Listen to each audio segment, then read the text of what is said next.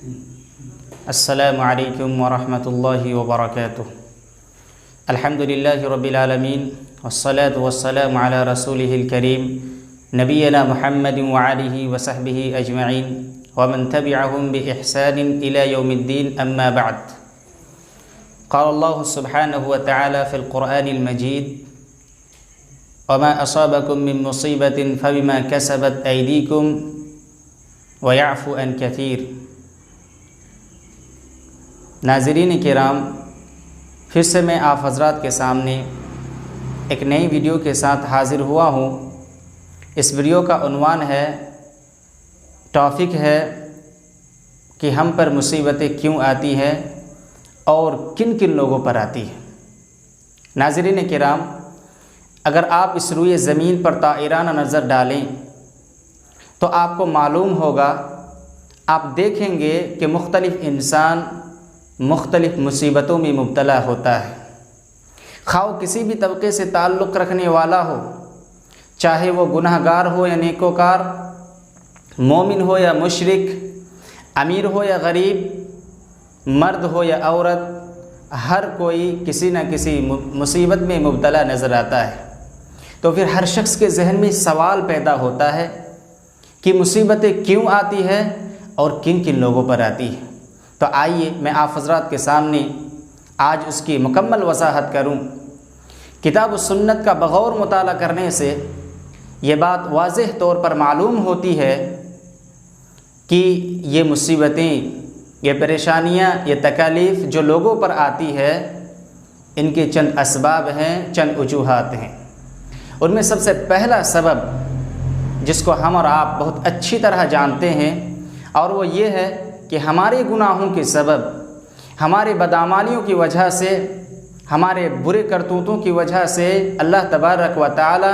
سزا کے طور پر ہم پر مصیبتوں کو نازل کرتا ہے،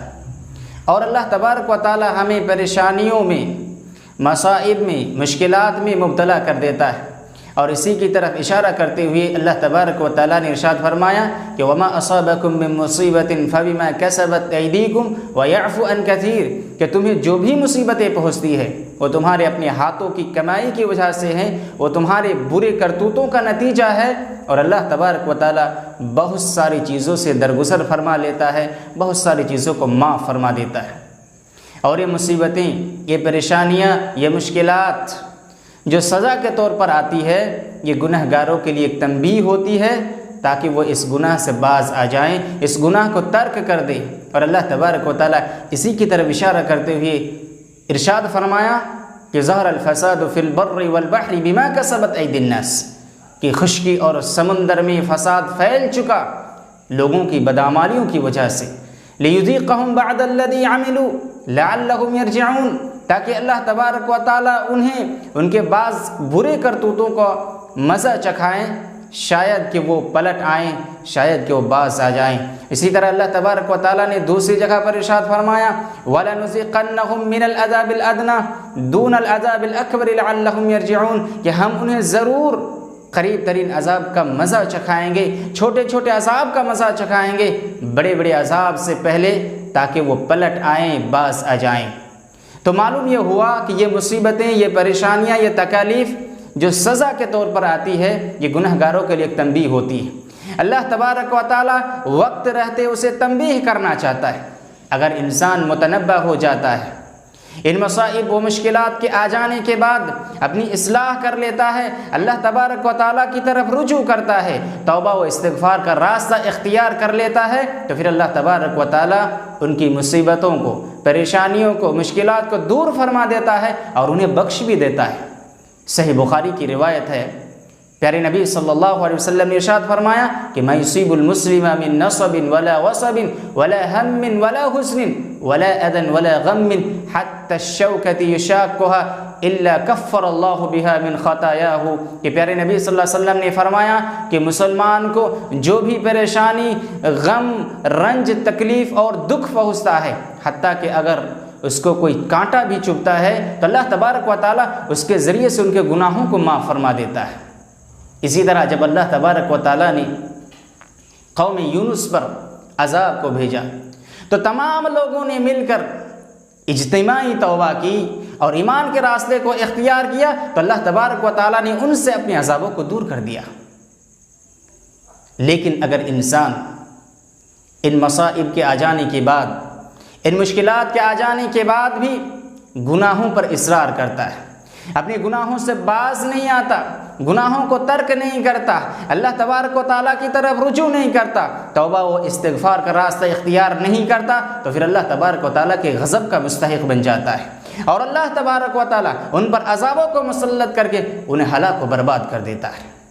اور اس کی واضح مثال آپ کو سابقہ امتوں میں ملے گی، جیسا کہ قوم عاد پر اللہ تبارک و تعالیٰ نے تیز الدن ہوا کو مسلط کر کے برباد کیا، قوم سمود پر چنگھاڑ مسلط کر کے انہیں برباد کر دیا، قوم سدوم کو بیچ آسمان پر اٹھا کر زمین پر پٹک دیا اور پتھروں کے ذریعے سے ان کے وجود کو مسل دیا،